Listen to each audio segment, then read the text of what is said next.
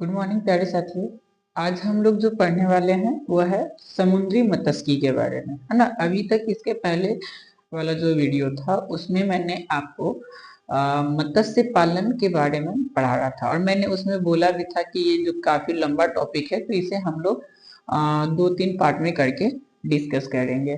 तो कल एक पार्ट हो गया था, मतलब पिछले वाले वीडियो में एक पार्ट हो गया था और आज के वीडियो में इसका आगे हम लोग देखते हैं। तो आज की वीडियो में जो हम लोग देखेंगे वो है कि समुद्री, ठीक है ना, मत्स्यिकी के बारे में। समुद्री मत्स्यिकी, आगे समुद्री मत्स्यिकी, है ना।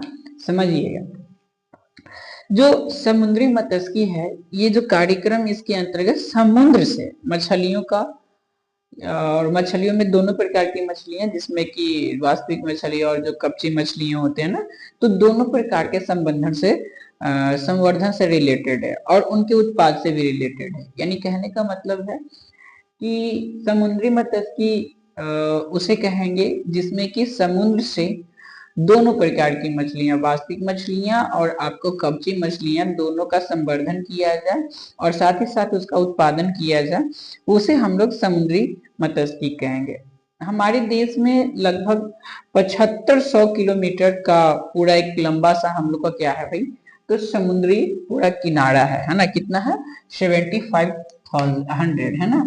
यानी कि 7500 जो है किलोमीटर में हम लोग का क्या है, समुद्री तटीय भाग है ना। समुद्री तटीय क्या है? तटीय भाग है, ठीक है। तो हम लोग इतना लंबा कोस्टल एरिया रखते हैं कितना, तो 7500 किलोमीटर कोस्टल एरिया रखते हैं, ठीक है। लाइन है जो कि हम, आपको पता है कि जो भारत है वो 3 तरफ से क्या है, तो समुद्रों से घिरा हुआ है ना। तो उन तीनों तरफ से जो समुद्र से घिरा हुआ है उसकी टोटल जो लंबाई है वो 7500 किलोमीटर है, ठीक है। तो इसकी वजह से जो मछली संसाधन है कोस्टल एरिया में काफी ज्यादा इसका संसाधन का क्षेत्र बन जाता है। इसके अतिरिक्त सभी प्रकार के जो समुद्री वास स्थान है, समुद्र के अलावा जो भी जो पानी वाला, जैसे कि जो वास स्थान है जिसमें कि आपका सतही जल आ गया, ठीक है। समुद्री गहराई भी हो गया, समुद्र में जो कहीं कहीं काफी ज्यादा गहराई हो गया, और विस्तृत जो क्षेत्र होते हैं उसमें भी मछलियां पकड़ी जाती हैं ना। समुद्र के अलावा कोस्टल लाइन के अलावा, कोस्टल लाइन के अंदर में भी कभी कभी क्या होता है कि समुद्र काफी अंदर तक होता है ना, जमीन पर होता है, सतह तक होता है, जहाँ पे पानी उथला होता है, कम होता है। कहीं समुद्र में काफी ज्यादा गहराई होता है, उस जगह पे हो गया। और सतही जल हो गया, यानी कि सतह पे जो जल पाए जाते हैं, इन सब जगहों पे क्या है, तो आपको काफी ज्यादा मात्रा में मछलियां पकड़ी जाती है या पाली जाती है ना। पालन भी किया जाता है और पकड़ी भी जाती है, ठीक है। मृदु जल होते हैं, मृदु जल मिश्रित समुद्र जल, जैसे कि नदी मुख हो गया जो, या फिर जो एक्सचुरी हो गया, है ना। नदी मुख को हम लोग क्या एक्सचुरी भी कहते हैं इंग्लिश में ना। जिस जगह पे नदियां और समुद्र मिलती है उस जगह को हम लोग एक्सचुरी कहते हैं, ठीक है, एक्सचुरी कहते हैं। तो उसके अलावा जो लैगून होते हैं, लैगून क्या होता है, तो समुद्र के किनारे झील होता है, ठीक है, जो उथला झील होता है जिसमें पानी क्या होता है कि ठहर सा जाता है आकर के, ठीक है। तो उसे हम लोग लैगून कहते हैं। तो यहाँ भी मछली संसाधन के क्षेत्र बने हुए रहते हैं, यानी कि बहुत बड़ा क्षेत्र होता है वो, जहाँ पे कि मछली पकड़ा जा सकता है, ठीक है। तो ये आगे में कि जो आम मछुआरे होते हैं आज भी मछली पकड़ने के लिए समुद्र में उन्हीं परंपरागत जो ट्रेडिशनल जो तरीका है, जो छोटी नौकाएं होती हैं उनके द्वारा मछली पकड़ते हैं।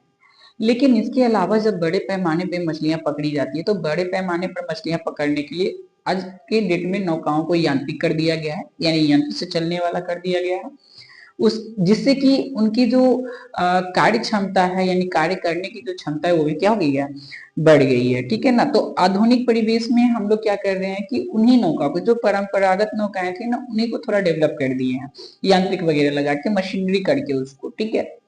या फिर अभी मछली पकड़ने के लिए बड़े बड़े शिप भी बनाए जाते हैं जिससे कि जिसके द्वारा मछली पकड़ी जाती है, ठीक है ना। आधुनिक मत्स्यिकी में समुद्री मछलियों के समूह में जो होते हैं, जो मतलब जो समुद्र में मछलियां रहते हैं वो खासतौर से समुद्र में रहते हैं, समुद्र में एक साथ समूह में रहना पसंद करते हैं, ठीक है ना। तो हम लोग क्या करते हैं कि सेटेलाइट के माध्यम से उनकी जो स्थान होता है उसको निर्धारण कर लेते हैं, क्योंकि समूह में है, बड़ा समूह में रहेगा तो सैटेलाइट के माध्यम से आसानी से पता चल जाता है ना।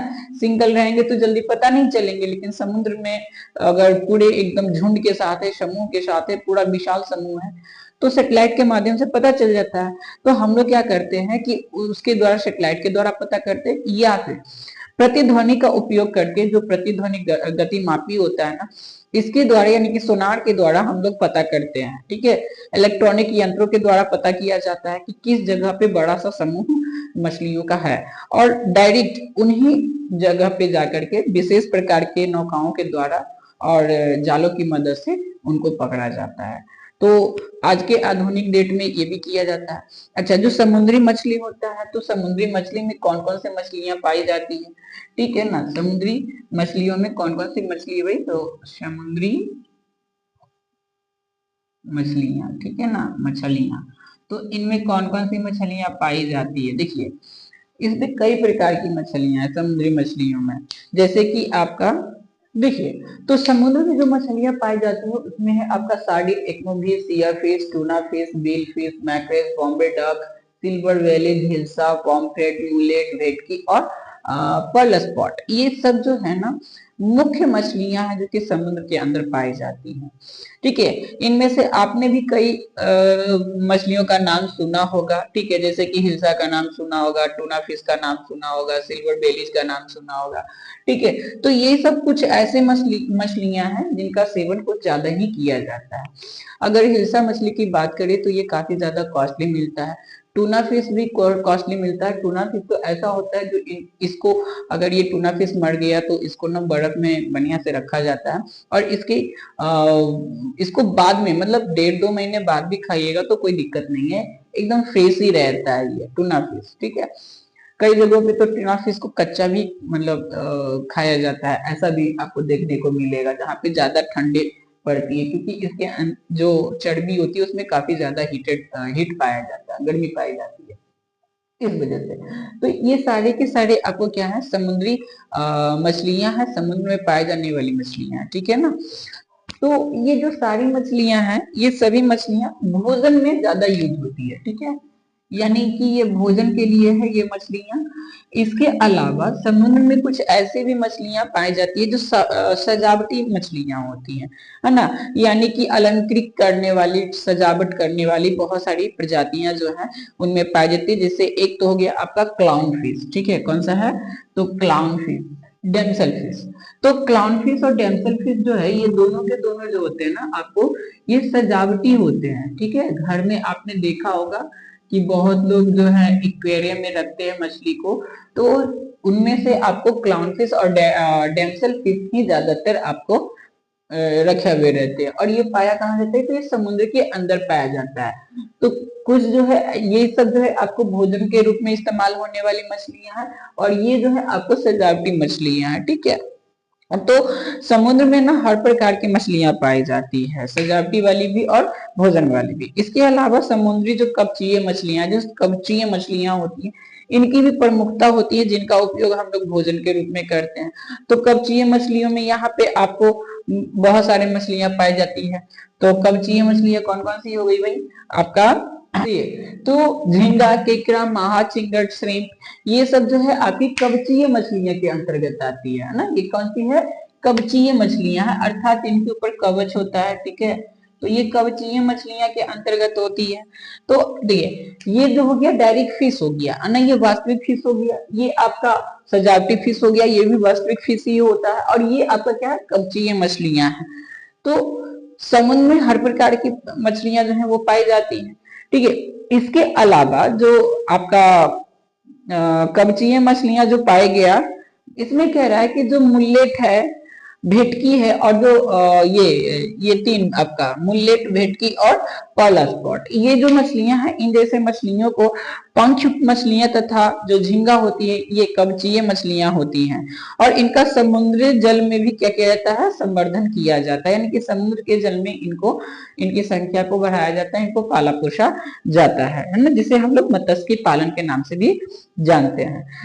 इसके अलावा जो मोती हम लोग जो इस्तेमाल करते हैं गहनों में लगाने के लिए, है ना, माला में गूंथने के लिए, उन मोतियों को यानी कि संवर्धित मोतियों का भी संवर्धन किया जाता है। वो एक प्रकार के जो जीव होते हैं जिसका नाम ओएस्ट्रम है। क्या नाम है? ओएस्ट्रम। ठीक है ना, ओएस्ट्रम। ठीक है, तो ओएस्ट्रम को भी क्या किया जाता है कि पाला जाता है और संवर्धित किया जाता है ये कि जिससे कि मोतियां हमें प्राप्त होती है। ठीक है ना, समुद्री मछलियों का जो संवर्धन होता है वो समुद्री संवर्धन कहलाता है। ठीक है, ये जितनी भी मछलियां ये सभी क्या है भाई, तो समुद्री मछलियां हैं। तो इन सभी को हम लोग क्या कहेंगे? इन सभी को हम लोग समुद्री संवर्धन कहेंगे। क्या कहेंगे? समुद्री संवर्धन। क्यों? क्योंकि ये सभी के सभी कहाँ पाला जा रहा है? तो सभी के सभी जो है सभी का संवर्धन समुद्र के अंदर किया जा रहा है, इसलिए इसे हम लोग समुद्री संवर्धन के नाम से जानते हैं।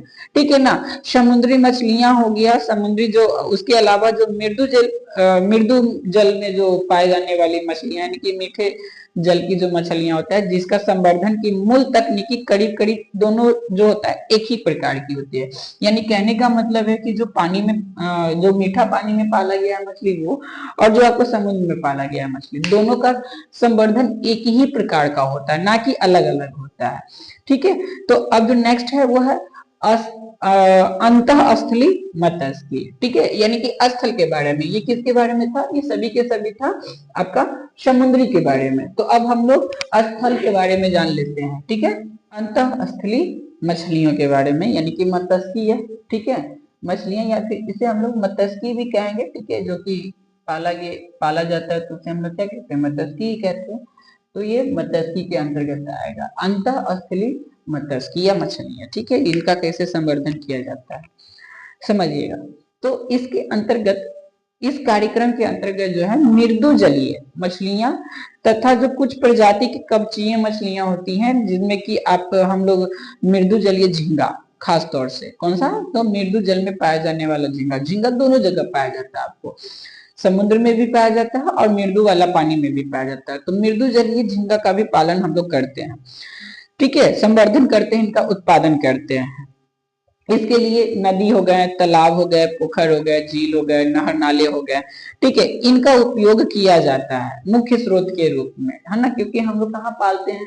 जो भी मछलियां होती है उनको हम लोग बेसिकली या तो नदी में पालते हैं, या तो तालाब बना करके, या तो फिर जो अगर आसपास में पोखर झील है, नहर है, नहर नाले हैं, तो उनमें इनका पालन पोषण किया जाता है। ठीक है ना, तो इन सब जगहों पे इनका खास तौर से मुख्य स्रोत के रूप में जल के लिए उपयोग किया जाता है। इनमें आपको जो मुख्य मछलियां होती है रेहू, कतला, है ना। रोहू हो गया, कतला, ठीक है, कतला, एनावश, मांगुर, सिंगी, गरई, है ना। तो कौन कौन से भाई? जो मीठा जल का जो मेन जो मछली होता है जिसमें रोहू, कतला, एनावश, मांगुर, सिंगी, गरई, ये कुछ मछलियां हैं। इसके अलावा और भी होते हैं, लेकिन ये कुछ जो प्रमुख मछलियां हैं जिनको कि हम लोग क्या करते हैं कि मृदु जलीय मानते हैं, और इसे हम लोग स्थल पे इसका संवर्धन करते हैं। ठीक है ना, ये जो है ये भी आर्थिक रूप से, है ना, क्योंकि इन सभी का हम लोग जो संवर्धन करते हैं आर्थिक हितों के लिए ही करते हैं, है ना, धन कमाने के लिए ही करते हैं। तो आर्थिक रूप से ये भी काफी ज्यादा महत्वपूर्ण है। हमारे देश में बहुत ज्यादा अपार मृदु जल का भंडार है, संसाधन पाया गया है। ठीक है, यानी कि नदी है, नाले है, पोखर है, झील है, बहुत सारे हैं हमारे यहाँ तो उपलब्ध। इसलिए जो मृदु जलीय मत्स्य के विकास तथा इसको बढ़ावा देने की भी संभावनाएं जो है ना काफी ज्यादा अधिक है, क्योंकि हमारे यहाँ चूंकि मृदु जल का सोर्स ज्यादा है ना, वाटर बॉडी ज्यादा है मृदु जल का, इसलिए जो अंतःस्थलीय मत्स्य है इसका हम लोग प्रचार प्रसार ज्यादा कर सकते हैं, इनको ज्यादा बढ़ावा दे सकते हैं, जिससे कि हमें ज्यादा से ज्यादा आर्थिक लाभ मिल सके। प्राकृतिक जो मृदु जल स्रोत है जिसमें कि नदी हो गया, तालाब हो गया, झील हो गया, ठीक है, इनमें सामान्यतः कांटे एवं चारा की मदद से या जाल लगा करके भी, हम लोग बेसिकली कांटा फेंक करके या चारा दे करके या जाल लगा करके उनमें उपलब्ध मछलियों का क्या करते हैं, मछलियों को हम लोग पकड़ते हैं, जिसे कि हम लोग प्रग्रहण मत्स्यन कहते हैं। प्रग्रहण मत्स्यन, ठीक है, क्या कहते हैं? प्रग्रहण, ठीक है, प्रग्रहण। है ना, कांटे के द्वारा, जाल के द्वारा या चारा दे करके, जिसके द्वारा जो नेचुरल वाटर बॉडी होते हैं उनमें से जब मछलियों को पकड़ा जाता है तो उसे हम लोग प्रग्रहण मत्स्य कहते हैं। हाँ, ठीक है। प्राकृतिक जो मृदु जल के जो स्रोत होते हैं, प्राकृतिक रूप से पली जो खुद से, है ना, जिसे कि हम लोग पालते नहीं है, प्राकृतिक रूप से जो मछलियां पली बड़ी होती हैं, जब उन्हें पकड़ा जाता है तो उनका उत्पाद अधिक नहीं होता है, क्योंकि वो खुद से पले बड़े हैं, उनको उस प्रकार का पौष्टिक तत्व नहीं दिए होंगे, है ना, और उनका सही से संवर्धन नहीं किया गया होगा, तो इनका उत्पाद ज्यादा नहीं होता है। तो इन मछलियों के व्यापारिक स्तर पर उत्पादन के लिए इनका संवर्धन भी किया जाता है। कुछ विशेष प्रजातियां हैं जिनका संवर्धन हम लोग धान की फसल के साथ करते हैं, है ना। धान के फसल जब लगाते हैं, क्योंकि धान को ज्यादा पानी चाहिए होता है और मछली पानी में रहते हैं, तो धान ऊपर पानी में, नीचे पानी में क्या हो गया भाई कि मछलियां पलती है। इससे होता है क्या कि धान में लगने वाले कीड़े जो होते हैं ना, उनको मछलियां पानी में जब वो गिरे तो उसको खा जाते हैं, तो धान भी सुरक्षित रहता है आपका और मछलियां भी पलाते रहता है, ठीक है। तो धान के साथ भी इसका संवर्धन किया जाता है, ठीक है। इसके बाद जो टॉपिक है मिश्रित मछली संवर्धन, है ना, मिश्रित मछली संवर्धन के बारे में। मिश्रित मछली संवर्धन, ठीक। मिश्रित मछली संवर्धन समझिएगा कि ये क्या होता है। कह रहा है कि मृदु जलीय मछली उत्पादन में वृद्धि करने के उद्देश्य से मिश्रित मछली संवर्धन का उपयोग या फिर विधि जो है वो अपनाई जा रही है ना, या अपनाई जाती है, ठीक है। ये होता क्या है, जो मिश्रित मछली संवर्धन है, इस विधि में कई प्रजातियों की मछलियों को एक साथ संवर्धन किया जाता है, एक ही तालाब के अंदर एक ही समय में इनका संवर्धन किया जाता है, जिसे हम लोग मिश्रित मछली संवर्धन के नाम से जानते हैं। जैसे मान लीजिए कि हम लोग एक ही तालाब में गरई, रेहू, कतला, ये सबको क्या कर दिए, संवर्धन किए, है ना। तो इनका संवर्धन ऐसे नहीं किया जाता, एक ही तालाब में सबको नहीं छोड़ सकते हैं, इनका एक क्राइटेरिया होता है। देखिए, कोई मछली जो होता है पानी के ऊपर रहना पसंद करता है, कोई मछली जो है पानी की एकदम जो तली जो सरफेस होता है वहां पे रहना पसंद करता है, कोई कोई जो होता है ना कि पानी की जो तली और ऊपरी भाग है ना उसके बीच में रहना पसंद करता है, ठीक है। तो इस हिसाब से मछली का संवर्धन किया जाता है ना। इसमें होगा, देखिए इसमें विशेष ध्यान रखना पड़ता है कि जो संवर्धन किए जाने वाली प्रजातियां हैं, जो मछली हैं, कि एक ही प्रकार का वो ना हो, है ना, वो प्रजाति एक ही प्रकार का ना हो। अगर एक ही प्रकार का रहेगा तो आपस में वो एक दूसरे का भोजन बन जाएंगे, है ना, खा जाएंगे एक दूसरे को ही, तो ये संवर्धन हो नहीं पाएगा उसका। तो अगर उनकी आवश्यकता समान होगी तो उनके लिए भी ठीक नहीं होगा, उनका विकास सही से नहीं होगा, इसलिए उनकी आवश्यकता अलग अलग होनी चाहिए, है ना। उनकी बीच में प्रतिस्पर्धा नहीं होनी चाहिए। इन सभी बातों का ध्यान रख करके मिश्रित मछली संवर्धन किया जाता है, ठीक है ना। तो अब करते कैसे हैं, देखिए ऐसी प्रजातियों का चुनाव करते हैं जो कि तालाब के विभिन्न गहराई वाले क्षेत्रों में क्रियाशील रह सके, है ना, यानी कि उथले पानी में भी रह ले, जमीन के एकदम सट करके रह ले, या फिर वो पानी और ऊपर के बीच वाले भाग में रह ले, ऐसे संवर्धन किया जाता है। जैसे उदाहरण के लिए कि कतला, रोहू, आपका मृगल, कॉमन कॉर्प और ये ग्रास कॉर्प, ये सब का संवर्धन एक तालाब में एक साथ सफलतापूर्वक किया जा सकता है। क्यों किया जा सकता है, क्योंकि ये जो मछलियां होते हैं, ये जो मछलियों के आपका जो प्रजातियां होती हैं, ये तालाब के अलग अलग गहराई वाले क्षेत्र में रह करके अपना भोजन प्राप्त करते हैं, ठीक है, अपना आहार प्राप्त करते हैं। और क्या होता है कि इनके बीच में आहार के लिए प्रतिस्पर्धा नहीं होती है, तथा तालाब के जो सारे क्षेत्र हैं इसका भी उपयोग हो जाता है ना। अब देखिए जैसे तालाब है, तो तालाब, मान लीजिए ये तालाब है, ठीक है ना, तो तालाब के तीन कैटेगरिया बांट दी, ये ऊपर वाला भाग हो गया, ये मध्य भाग हो गया और ये डाउन भाग हो गया। अब होता क्या है कि कुछ मछलियां यहाँ पे रहेंगी, ठीक है, कुछ यहाँ पे रहेंगी और कुछ तो नीचे रहेंगी, है ना। अब जब भोजन हम लोग डालेंगे तो ऊपर से वो नीचे क्यों आएगी, तो पहले तो ऊपर वाला खाएंगी, लेकिन ऐसा थोड़ी कि वो सारा मछलियां जो सारा भोजन को खा जाएंगी, ऐसा तो हो नहीं सकता। वो नीचे आएगी तो मध्य वाले भी उसको खाएंगे, और जब नीचे आकर के तली में बैठ जाएंगे तो जो तली में, है ना, एकदम गहराई वाले क्षेत्र में रहने वाली जो मछलियां हैं उसका उपयोग भोजन के रूप में करेंगी, तो आपस में उनके बीच में प्रतिस्पर्धा भी नहीं होगा और आसानी से उनका संवर्धन भी हो जाएगा, है ना। अब इसमें कौन सी मछलियां कहाँ पे रहती है, जैसे कि कतला की अगर बात करें तो कतला जो है एकदम सतही जल पे रहती है, एकदम नीचे, अपना भोजन वहीं पे रहती है। रोहू जो होता है वो तालाब के जो पानी होता है, वाटर बॉडीज है, उसके मध्य क्षेत्र में रहता है, यानी कि बीच वाले भाग में रहता है, ठीक है ना। और मृगल जो होता है या कॉमन कॉर्प जो होते हैं ये तालाब के एकदम ऊपर वाले ये तली वाले भाग पे होते हैं, सॉरी कहाँ पे होते हैं, तली वाले। कतला सतही जल पे बोला है, सतही मतलब ऊपर हो गया, गलती हो गया था, है ना, इसको सुधार लेते हैं।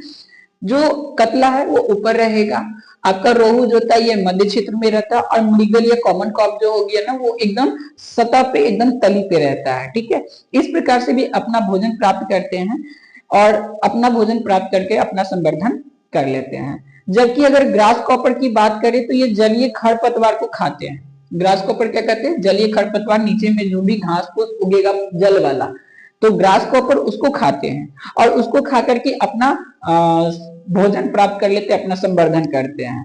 तो इस तरह से भोजन के लिए इनके बीच में कोई संघर्ष ही नहीं होता, है ना, कोई संघर्ष नहीं होता, कोई प्रतिस्पर्धा नहीं होती, तथा सभी की समान वृद्धि होती है। इस प्रकार से हम लोग मछलियों का मिश्रित मछली संवर्धन कर सकते हैं। तो जो मिश्रित मछली संवर्धन की सफलता तालाब की गहराई, लंबाई, चौड़ाई तथा उसके जल में एवं मृदा की गुणवत्ता पर निर्भर करता है, कि यहाँ की जल और मृदा की जो गुणवत्ता है वो भी कैसा है, इसके ऊपर में भी डिपेंड करता है ना, जो मिश्रित मछली संवर्धन होता है वो, ठीक है। तो इस वीडियो में इतना ही। अभी जो इसके आगे भी बहुत सारा टॉपिक है, जैसे कि मत्स्य संवर्धन तकनीक है, और भी कई सारे टॉपिक इसके अंतर्गत आएंगे, तो हम लोग नेक्स्ट वाला वीडियो में देखेंगे, है ना।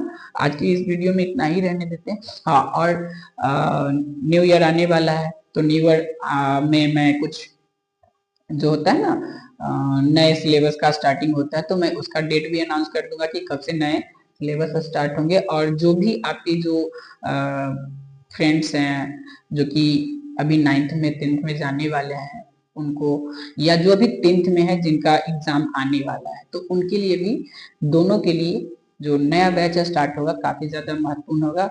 जो अभी एग्जाम देने वाले उनका रिवीजन हो जाएगा, और जो नए वाले हैं, है ना, उनका शुरू से स्टार्ट हो जाएगा, ठीक है। तो आप क्या करें कि वीडियो को ज्यादा से ज्यादा लोगों के पास शेयर करें, उनको सब्सक्राइब करने को भी बोले।